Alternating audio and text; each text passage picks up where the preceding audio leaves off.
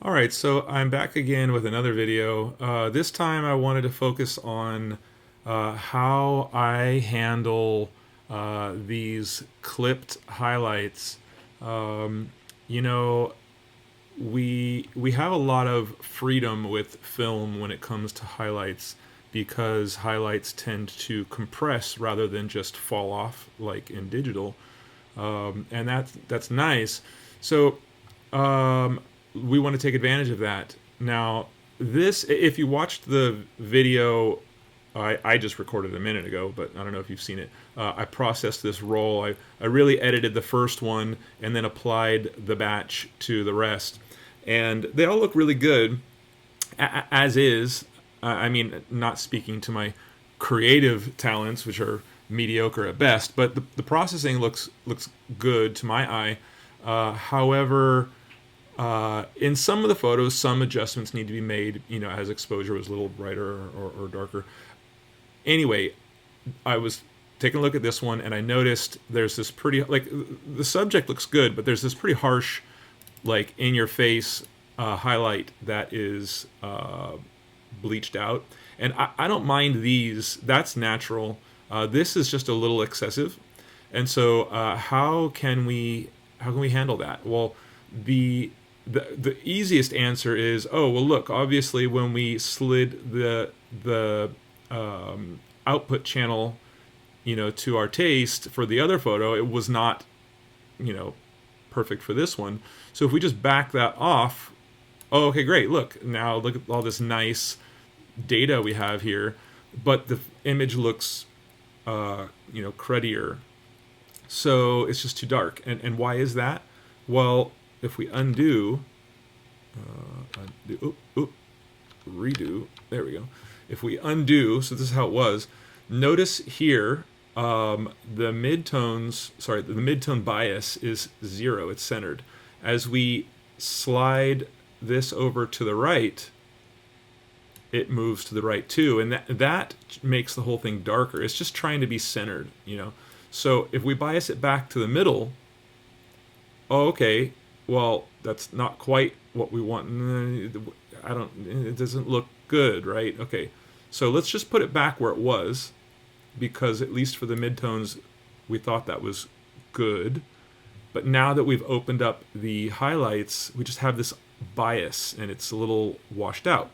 So we can tune that in the curves to give a little bias on the darker side and a little more bias in the midtones to bring it down, while leaving that nice fall off for the highlights. So let's do that.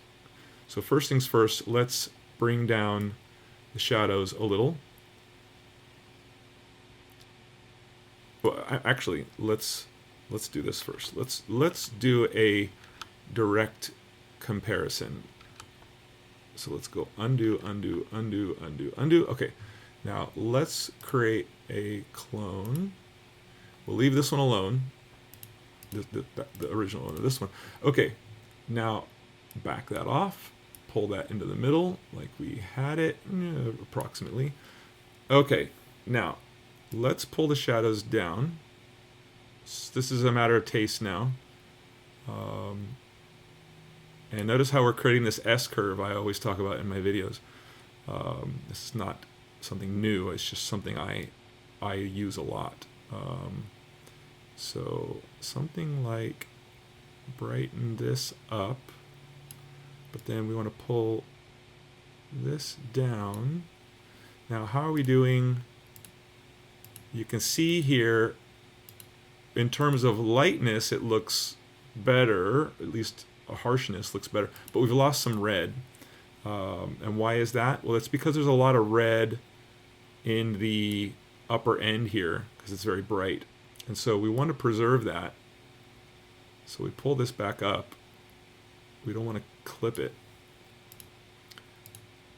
All right, so now the original is looking kind of washed out in comparison, and this one is looking kind of neon. So maybe we went a little too far. Just pull it down a hair, and then maybe there's a little too much contrast going on here. And then Uh-oh. Okay, sorry, I had a phone call. This is actually several days later. um, yeah, I won't go into detail, but I wanted to just finish up this video real quick and say I think we're pretty much there where we left off days ago to you seconds ago. But the goal was to just smooth out these highlight transitions. It was just too harsh. Now it's smoother. Everything seems pretty good. Maybe we gained some slight contrast. It looks good. The one thing I wanted to call out to finish up this video was that we introduced a bit of a green cast to the image. This is the original. When the edit to recover this highlight, we introduced a green cast. I don't know if you can see it, but just slight. This becomes a little more orange than red. Well, the car is like orangish red to begin with, but this here clearly got a little more orange, due to the extra green. And so basically to fix that, the reason for that is due to the color biases and where we shifted our, S-curve around. So to tune that out, it's really easy. Just, hey, where's this tone I see here? You can look at the histogram, or sorry, the curve, and see that highlight, that tone, is centered around here. So we just grab that and just pull it down a hair.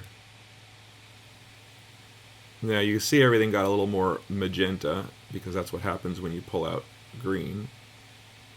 But there, something like that. Now it looks about the same to me. In fact,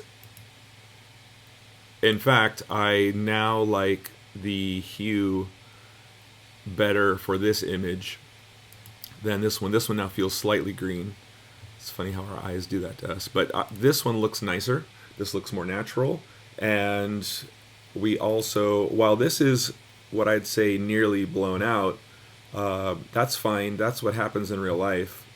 But you can see it's not so abrupt. It looks natural, and that's what we wanted. So, ta-da! Okay, calling it done. Just wanted to share some highlight recovery with this process that I've been sort of demonstrating in these videos. That's it. Have a good one.